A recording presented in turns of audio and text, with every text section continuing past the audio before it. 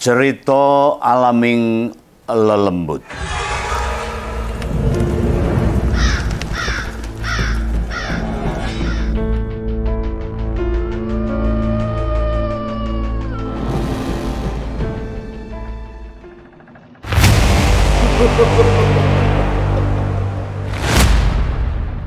Tari Bedoyo Ketawang, tarian sakral Keraton Kasunanan Surakarta. Tari Bedoyo Ketawang merupakan tarian sakral atau suci yang dimiliki oleh Keraton Kasunanan Surakarta, yang banyak memiliki syarat makna dan juga memiliki misteri yang cukup menjadi cerita khususnya masyarakat Surakarta. Tari Bedoyo Ketawang sebuah tari lambang kebesaran yang hanya ditarikan ketika upacara peringatan kenaikan atau penobatan tahta raja atau disebut tinggalan dalem jumenengan. Tari Bedoyo Ketawang adalah tarian kebesaran yang hanya dipertunjukkan ketika penobatan serta peringatan kenaikan tahta raja di Keraton Kasunanan Surakarta. Tari Bedoyo Ketawang merupakan tarian sakral yang suci bagi masyarakat dan Keraton Kasunanan Surakarta itu sendiri. Nama Tari Bedoyo Ketawang diambil dari kata bedoyo yang memiliki arti penari wanita di istana. Sedangkan kata ketawang berasal dari kata tawang yang berarti langit yang luas. Kata ketawang melambangkan suatu yang tinggi, suci, dan tempat tinggi bagi para dewa dan dewi. Para penarinya dilambangkan seperti letak bintang kalajengking yang jumlahnya ganjil 9. Tari Bedoyo Ketawang juga menjadi salah satu pusaka warisan leluhur yang dimiliki raja dan merupakan konsep legitimasi raja. Gerakan-gerakan tarian tersebut mengandung makna falsafah yang sangat tinggi sehingga masih berjalan sesuai dengan pakem hingga saat ini. Tari Bedoyo Ketawang sudah ada dan lahir pada zaman Kerajaan Mataram yang dipimpin oleh Sultan Agung Hanyokrokusumo. Menurut cerita, pada saat memerintah Sultan Agung Hanyokrokusumo melakukan ritual semedi, lalu tiba-tiba mendengar suara senandung dari arah langit. Suara tersebut membuat Sultan Agung terkesima. Kemudian memanggil para pengawal-pengawalnya dan dia bercerita mengutarakannya. Pengawal tersebut ada Panembahan Purboyo, Kiai Panjang Mas, juga Pangeran Karanggayam kedua, serta Tumenggung Alap-Alap. Dari kejadian itu kemudian Sultan Agung Hanyokrokusumo mendapat ide dan menciptakan tarian yang diberi nama Bedoyo Ketawang yang sekarang penuh misteri dan sangat sakral. Munculnya Tari Bedoyo Ketawang di mana dalam pertapaannya Panembahan Senopati bertemu dan memadu kasih dengan Ratu Kenconosari atau Kanjeng Ratu Kidul, yang kemudian menjadi cikal bakal tarian Bedoyo Ketawang itu. Tapi setelah perjanjian Giyanti yang terjadi pada tahun 1755, dilakukannya pembagian harta warisan Kesultanan Mataram kepada Pakubuwono III dan Hamengkubuwono I. Selain pembagian wilayah dalam perjanjian tersebut, ada pembagian warisan budaya. Tari Bedoyo Ketawang akhirnya diberikan kepada Keraton Kasunanan Surakarta hingga terus ditampilkan sampai saat ini dalam Jumenengan. Dalam perkembangannya, tarian tersebut tetap dipertunjukkan pada saat-saat penobatan dan saat upacara peringatan kenaikan tahta Sunan Surakarta itu. Tapi Bedoyo Ketawang yang menggambarkan hubungan asmara Kanjeng Ratu Kidul dengan Raja Mataram itu semua diwujudkan pada gerakan tari. Kata-kata yang terkandung pada tembang-tembang pengiring menggambarkan curahan hati Kanjeng Ratu Kidul kepada sang raja. Tari Bedoyo Ketawang merupakan satu tarian khusus yang dianggap sakral sebagai lambang kebesaran raja. Tari Bedoyo Ketawang adalah tarian tradisional keraton yang syarat makna dan erat hubungannya dengan upacara adat yang sakral, religi, penuh misteri. Tari sakral tersebut diklasifikasikan pada tarian-tarian yang mengandung unsur-unsur dan makna yang erat hubungannya dengan upacara adat.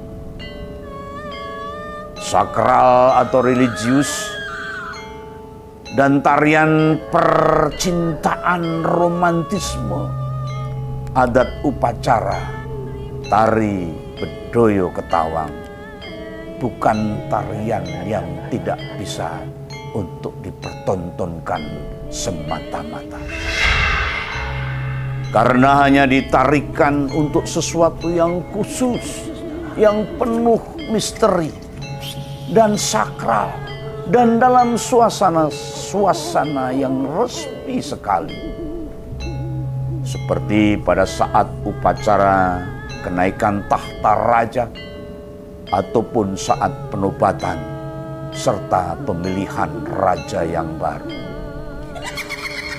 Pada saat upacara tari Bedoyo Ketawang berlangsung, tidak diperbolehkan ada hidangan yang keluar dan tidak diperbolehkan menyalakan rokok apapun karena akan bisa mengganggu jalannya upacara dan suasana tidak menjadi hikmat lagi. Sakral atau religius tari Bedoyo Ketawang dipandang sebagai suatu ciptaan raja atau ratu makhluk halus. Bahkan orang pun percaya bahwa setiap kali tari Bedoyo Ketawang dipagelarkan, baik untuk latihan atau pergelaran, Kanjeng Ratu Kidul ikut hadir pula di tengah-tengah mereka dan ikut menari serta membetulkan jika ada kesalahan dari penari yang menarikan tarian-tarian Bedoyo Ketawang tersebut. Kehadiran beliau tidak setiap orang dapat melihatnya. Hanya mereka yang peka saja yang dapat melihat kehadiran Ratu Kidul itu. Dan maksud religius dalam tari Bedoyo Ketawang adalah ada dugaan bahwa pada mulanya Bedoyo merupakan untuk pemujaan di candi-candi dengan suasana yang sangat religius. Tarian percintaan dari Bedoyo Ketawang melambangkan curahan cinta asmara. Di sini terlukis dalam gerak-gerik tangan serta seluruh bagian tubuh dari penari. Dan tari tersebut munculnya nilai magis. Magis di sini dalam segi negatif, bukan sisi negatif, tetapi sangat positif untuk melestarikan budaya Terah Mataram. Bahwa tari Bedoyo Ketawang menggambarkan Tuhan memberikan pertolongan kepada kerajaan Mataram untuk membina, karena Panembahan Senopati pada waktu bertapa di tepi samudra hanya mempunyai satu tujuan, untuk meminta kepada Tuhan bagaimana agar diberikan keselamatan bagi seluruh rakyatnya. Tarian ini biasanya dimainkan oleh 9 penari wanita, tetapi sesungguhnya Kanjeng Ratu Kidul juga mengerahkan penari-penarinya untuk bersama-sama menari bersama 9 penari wanita itu. Ada beberapa syarat yang dimiliki oleh penari. Ketika saya mendengarkan cerita dari orang yang cukup paham dengan semua yang ada hubungannya dengan tarian Bedoyo Ketawang, yaitu penari harus seorang gadis dan tidak sedang haid. Jika dia sedang haid, penari tetap diperbolehkan menari, tapi harus meminta izin dulu kepada Kanjeng Ratu Kidul dengan dilakukan caos dahar di panggung Songgo Buwono Keraton Surakarta. Selanjutnya adalah suci secara batiniah dengan cara berpuasa selama beberapa hari sebelum pergelaran dimulai. Pertunjukan tari Bedoyo Ketawang diiringi oleh musik gending ketawang gede dengan nada pelok. Instrumennya yang digunakan diantaranya adalah keduk, kenong, gong, kendang, dan kemana. Iramanya pun terdengar lebih halus. Dan dalam tari Bedoyo Ketawang dibagi beberapa babak. Di tengah tarian nada gending berganti menjadi selindro selama 2 kali. Itu semua bermakna dalam tarian Bedoyo Ketawang. Setelah itu nada gending kembali lagi ke nada pelok hingga tarian berakhir. Busana tari Bedoyo Ketawang adalah busana yang digunakan penari saat menari, adalah busana para pengantin perempuan Jawa, yaitu dodot ageng atau disebut basahan. Pada rambut menggunakan gelung bokor mengkurep, yaitu gelungan yang ukurannya lebih besar dari gelungan gaya Yogyakarta. Untuk aksesoris perhiasan yang digunakan seperti centung, garuda mungkur, sisir jeram sajar, cunduk mentul, dan tiba di dada ada rangkaian bunga yang dikenakan pada gelungan yang memanjang hingga dada bagian kanan. Jumlah para penari yang membawakan tarian ini berjumlah 9 orang dengan mengenakan pakaian pengantin pasangan surga. Jumlah 9 merupakan simbol bahwa manusia harus dapat menutup 9 lubang di badan manusia agar dapat menyucikan badan. Ke-9 lubang tersebut adalah 2 mata, 2 lubang hidung, 2 lubang telinga, mulut, anus, dan lubang kemaluan. 9 penari tersebut juga harus memenuhi beberapa kriteria seperti dalam keadaan suci, bersih dari hadas besar dan kecil, wangi, dan merupakan gadis yang berusia 17 tahun sampai 25 tahun. Sebelum pentas, para penari melakukan puasa mutih atau Senin dan Kamis hingga mandi kembang 7 rupa.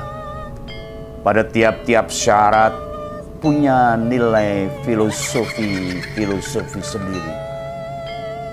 Wangi bermakna bahwa wanita wajib menjaga nama baik diri sendiri dan keluarga raja. Sedangkan gending atau musik yang dipakai untuk mengiringi budaya adalah gending bernada pelok. Kehadiran Kanjeng Ratu Kidul dalam tarian Bedoyo Ketawang dibagi menjadi 3 adegan. Di tengah-tengah tarian laras, gending berganti menjadi nada slindro selama 2 kali. Itulah Kanjeng Ratu Kidul akan hadir. Pada bagian pertama, tarian diiringi dengan tembang Durmo. Selanjutnya berganti Retno Mulyo. Pada saat mengiringi jalannya penari masuk kembali ke dalam Ageng Proposoyoso, alat gamelan yang dimainkan ditambah dengan rebab, gender, gambang, dan suling. Ini kemudian dilakukan untuk menambah keselarasan suasana. Tarian Bedoyo Ketawang yang menjadi salah satu agenda utama tinggalan jumeneng Raja Keraton Surakarta dianggap sebagai tarian sakral ciptaan Kanjeng Ratu Kidul. Mitos yang dipercaya hingga sekarang, yakni pencipta tarian ini akan senantiasa hadir ketika Bedoyo Ketawang dipintaskan dan Ratu Kanjeng Kidul juga ikut menari di sana. Bahkan ketika latihan pun Kanjeng Ratu Kidul sering membetulkan kesalahan-kesalahan yang dibuat oleh penari. Kehadirannya tidak setiap orang dapat melihatnya. Hanya penari yang bersangkutan yang dapat merasakannya. Inilah cerita Alaming Lelembut.